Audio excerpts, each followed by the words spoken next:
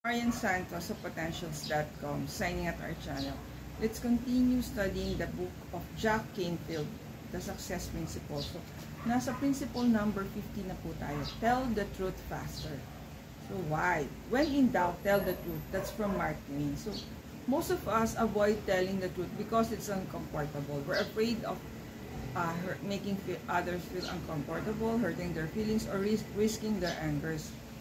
Yet, when you don't tell the truth, others don't tell the truth, we can deal with matters from the basis in reality. So, hindi daw po natin masolve yung problems kasi we are not dealing with the root causes. What happens when you tell the truth? So, si Jack Canfield, he made a 4-day seminar, ang tawag niya Secret. So, out of these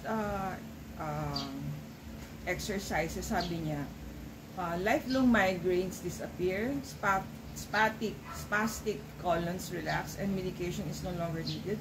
Depression sleeps, and aliveness returns.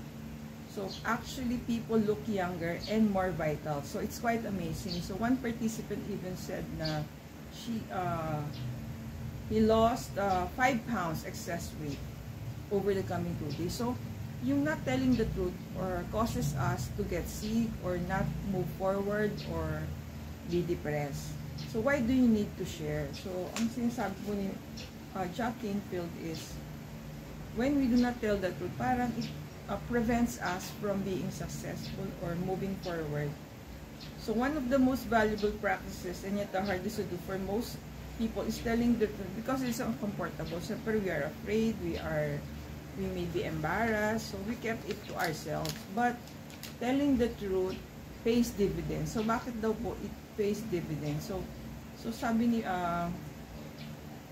Jack Canfield is, meron siyang incident na they have a 750,000 contract sa isang county or a group or a place in the States, no? But, so they want to get that contract, syempre to get the support, yung 750,000 contract. But they decided to tell yung county na ito yung reason why you would like to get the contract. So eventually they got the contract. Parang just telling the truth that yung purpose nila for getting the contract is that this the award that they will be also be able to help a lot of people.